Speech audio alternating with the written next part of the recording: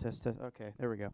All right, Coach Del Monaco, a solid performance overall for the track and field team at the outdoor championships. What did you come away with, and what was your impression on the entire weekend?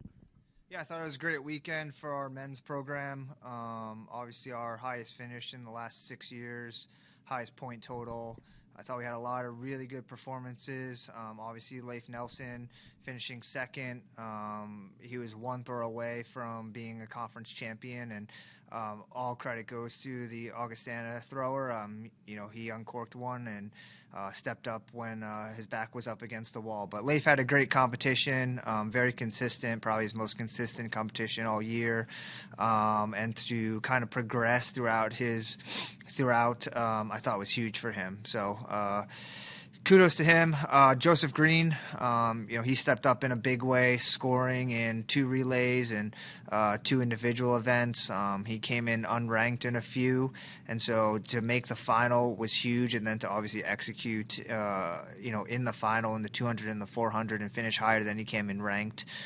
Big day for him. He's just a freshman, so those 2 guys, I think, coupled with a bunch of other individual performances, Jacob Jensen, Ben Ossen, our 4x1, our 4x4, it all accumulated in,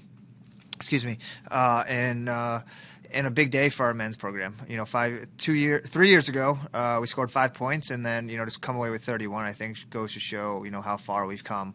On the women's side, it was Amber Savon. Kind of the limelight was on her. She came in 15th and finished 6th. So big day for her. Big PR for her. Every meet it seems like she's re-breaking her own school record. So really happy for her and how she ended her year. First, to touch on Leif Nelson, for him to go out there and finish second, get all conference honors, and be close to getting working into the NCAA championships.